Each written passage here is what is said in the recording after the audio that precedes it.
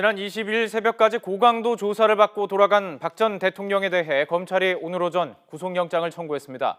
검찰은 박 전 대통령 혐의가 중대할 뿐 아니라 증거인멸의 우려까지 있다고 판단했습니다.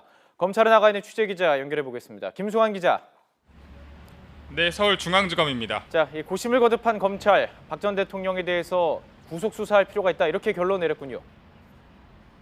네, 검찰은 박근혜 전 대통령에 대해서 조금 전인 오늘 오전 11시 반쯤 구속영장을 청구했습니다. 박 전 대통령이 지난 22일까지 조사를 받고 기각한 지 5일 만인데요. 검찰은 박 전 대통령에게 구속영장을 청구하면서 구속의 사유로 범행의 중대성과 증거인멸 등의 우려를 모두 들었습니다. 먼저 박 전 대통령이 대통령의 지위와 권한을 이용해서 기업들로부터 금품을 받고 기업의 자유를 침해하는 등 권력 남용적 행태를 보였다고 지적했습니다. 또 정호성 전 비서관을 통해 최순실 씨에게 공모상의 비밀을 누설하는 등 사안이 매우 중대하다고 판단했습니다. 또 그동안 여러 증거가 수집됐지만 대부분 혐의에 대해서 부인하고 있는 상황에서 앞으로 증거를 없앨 우려가 있다고 덧붙였습니다. 이와 함께 국정농단 사건의 공범인 최순실 씨와 지시를 이행한 공직자뿐 아니라 뇌물을 건넨 혐의로 이재용 부회장까지 구속된 상황에서 구속영장을 청구하지 않는 것은 형평성에 어긋난다고 설명했습니다. 박 전 대통령 수사를 사실상 진두지휘한 김수남 검찰총장이 수사팀의 최종 결과를 보고받은 뒤 결단을 내린 것으로 알려졌습니다. 그렇다면요, 이 앞으로 구속 여부 어떻게 가려지는지 정리를 좀 해주시죠. 네, 박 전 대통령에 대한 구속 여부는 법원에서 열리는 구속 전 피의자 신문에서 판가름 납니다. 아직 피의자 신문 날짜는 결정되지 않았지만 모레가 유력해 보이는데요.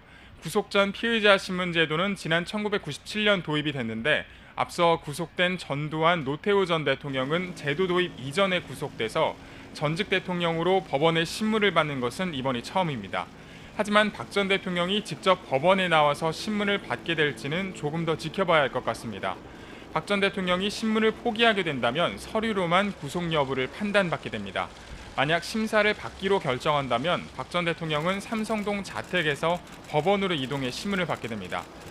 보통 검찰이 구속영장을 청구한 경우 심사를 받고 구속 여부가 결정될 때까지 검찰에서 대기를 하지만 전직 대통령의 영장실질 심사에 전례가 없었기 때문에 경호상의 문제로 대기 장소가 어디로 정해질지는 좀 더 두고 봐야 할 것 같습니다. 박 전 대통령에게 적용된 혐의에 대해서도 상당히 관심이 높은데요. 검찰이 박 전 대통령에게 영장을 청구하면서 어떤 혐의 적용했습니까? 네, 검찰과 특검 수사를 거치면서 박 전 대통령은 뇌물수수와 직권남용 등 5가지 죄목의 13가지 혐의를 받고 있습니다. 검찰은 박 전 대통령의 구속영장을 청구하면서 혐의를 공개하진 않아서 구체적으로 어떤 혐의를 적용했는지는 알려지지 않았습니다. 다만 검찰이 발표한 자료에는 이들 혐의 내용이 모두 망라되어 있는데요. 이 가운데 대기업들이 미르와 K스포츠재단에 수백억 원대 출연금을 낸 것을 두고 어떤 혐의를 적용했을지가 큰 관심입니다. 이 부분에 대해서 검찰은 박 전 대통령이 대통령의 지위와 권한을 이용해서 기업들로부터 금품을 받았다고 명시했습니다. 지난해 1기 검찰특별수사본부는 직권남용과 강요 혐의 등을 적용했는데 앞서 특검은 삼성그룹의 경우에 경영권 승계 도움을 기대하고 200억 원대 출연금을 냈다고 판단해서 뇌물 혐의를 적용해 이재용 부회장을 구속한 상태입니다. 이 때문에 기존 검찰의 입장과 달리 기업별로 혐의를 다르게 적용했는지가 핵심적인 부분입니다. 이와 함께 대통령의 직위를 이용해 부당하게 인사에 개입하거나 최순실 씨에게 이권을 챙겨주기 위해서 기업들에게 지원을 강요한 혐의도 받고 있습니다. 또 최순실 씨에게 비밀 문건을 전달하게 한 혐의도 적용됐습니다.